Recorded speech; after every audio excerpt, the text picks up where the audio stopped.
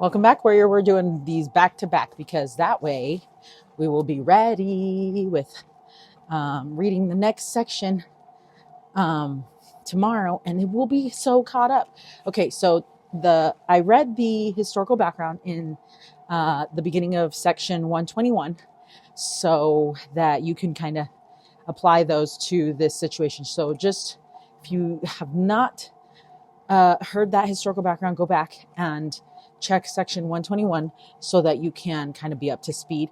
But you can either, obviously watch the whole thing, or listen to it, or you can just pick up right now, but you might not know all the things. But right now, Joseph Smith is in Liberty Jail, and so that is what is going on. So yeah, here we go. It says duty of the saints in relation to their prosecutors, as written by Joseph Smith the prophet while a prisoner in the jail at Liberty, Missouri. This section is an excerpt from an epistle to the church written around March 22nd, 1839. Okay, so there's a total of 17 verses. We're going to get started. Verse 1. And again, we would suggest for your consideration the propriety of all the saints gathering up a knowledge of all the facts and sufferings and abuses put upon them by the people of this state, and also of all the property and amount of damages which they have sustained, both of character and personal injuries, as well as real property, and also the names of all the persons that have had a hand in their oppressions, as far as they can get hold of them and find them out. And perhaps a committee can be appointed to find out these things, and to take statements and affidavits, and also to gather up the libellous publications that are afloat. Okay, so I want to read this quote. It says, it's by Elder J. Reuben Clark, Jr., October 1958. I have been just a little bit disappointed in nothing. Sorry, let's start over. Okay, here's a quote by Elder J. Reuben Clark, Jr., October 1958 conference. Okay, it says, I have been just a little bit disappointed in noting that some of our historians are rather inclined to excuse or to explain the burnings, the robbings and plunderings, the rapings, and all the rest. Personally, I have no desire to forget all those things. Not that I want to cherish them and build hate in my heart, but I do want to have some understanding of what our forefathers went through in order that we may come here. End quote. I love that and I love that the Lord told them to write their experiences, to keep track of all these things, because these are the things that people were fighting so that they could keep their testimony, so that they could keep worshiping the way that they wanted to worship. If they would have ignored all those things, we would not know the fire that they had to keep going with the gospel of Jesus Christ, right? Like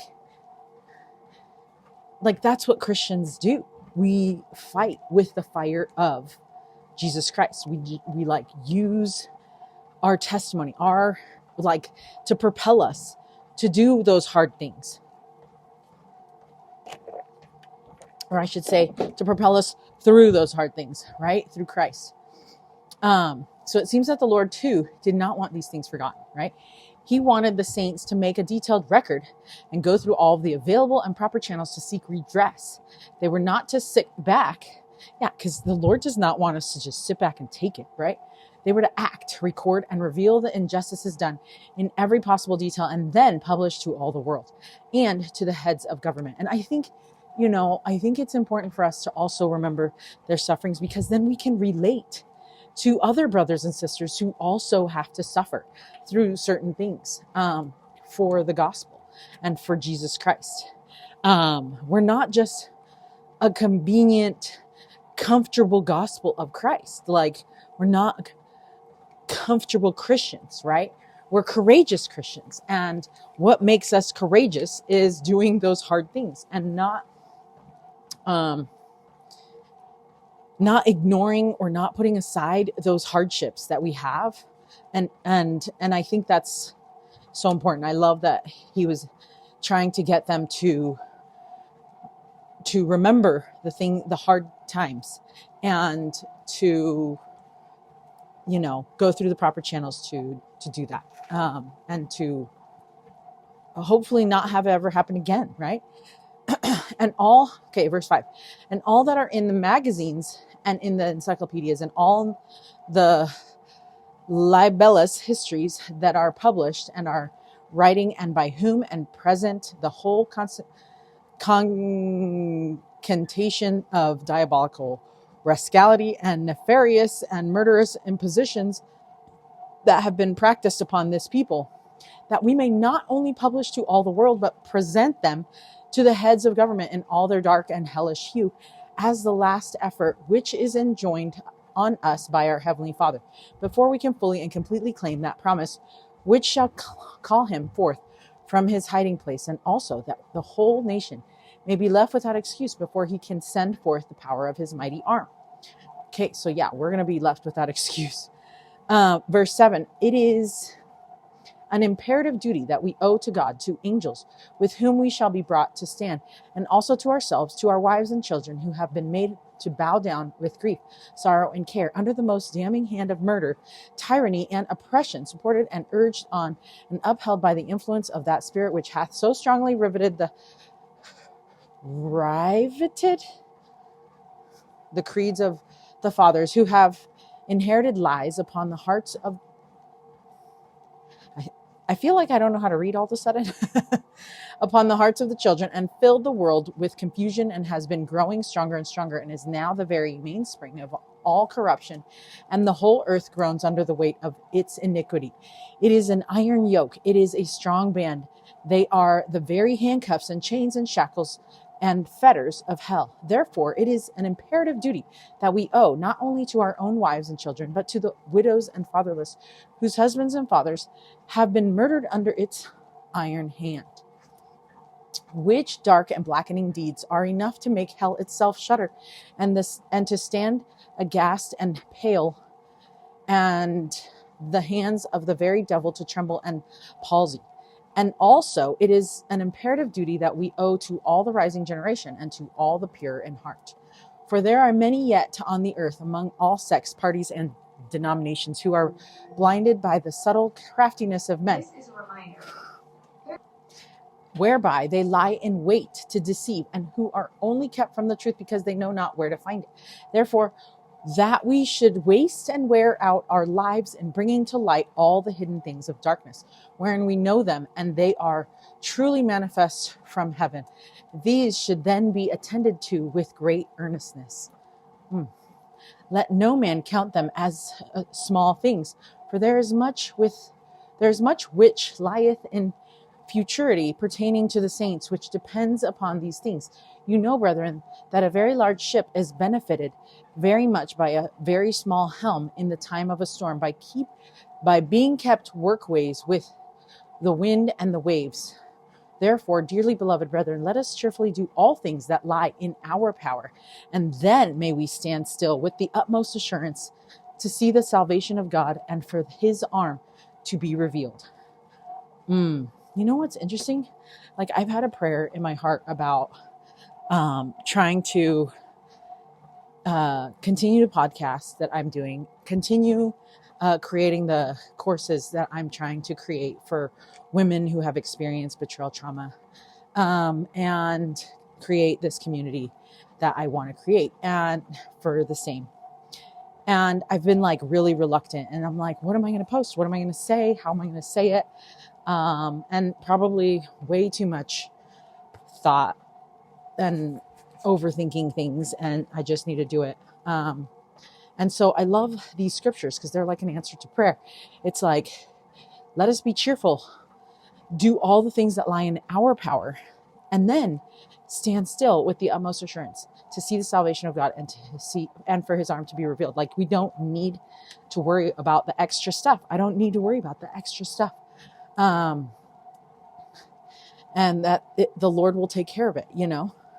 So I love that. In October 1973 General Conference, President Harold B. Lee, Wow. President Harold B. Lee referenced verse 13 when he spoke of how the unity among the brethren strengthened each other, for the apostles truly waste and wear out their lives to bring to pass the Lord's work. Think of the toil, persecution, the heartache, and the time, energy, etc. that those men experienced. President Lee said this: there is a bond that is to be found among those called to these positions that is stronger than the ties of blood relationship, so deep, so wonderful, so strengthening, except for which we probably couldn't walk the path that we are asked to walk at these times. In the midst of similar circumstances, the prophet Joseph Smith was in the Liberty Jail trying to think of something he could do to strengthen his people. He wrote some significant words. He said, therefore, that we should waste and wear out our lives in bringing to light all the hidden things of darkness, wherein we know them, and they are truly manifest from heaven. End quote. President Harold B. Lee, A Blessing for the Saints, October 1972 General Conference. And so it's like, I'm supposed to wear out my life in bringing to light the hidden things of darkness. And to me, that sounds like a watchwoman. Be a watchwoman on the tower. Bring those hidden things to light. Tell people about them. And that is like what I'm trying to do. And I'm like, if this isn't like a message personally to me, I don't know what it is. I don't know what else it could be. So anyways, that's my new thing that I need to work on today, is to figure that out. So, okay, so we're going to do our Read It, Live It. And it is, this section begins with a detailed description of the trouble the saints were in, and yet as dark and depressing as the description is, Joseph never loses his hope or optimism. Pay attention to how this section ends. It ends with things that are in our control, right? And then to be still. Do those things that are in our control and then be still, right? Okay, I love that. And then what does it say? Pay attention. Yeah. Okay, and then there's this one. And it says, some are only kept from the truth because they know not where to find it. Waste and wear out your life to bring light. Ooh, help them find it. I know, right? It's like they're talking to me, I swear. Okay, that is it for today. And we are going to be ready to take charge tomorrow with the new sections that are assigned this week. So Doctrine and Covenant, until Doctrine and Covenant section 124, stay strong, warrior, and spread light.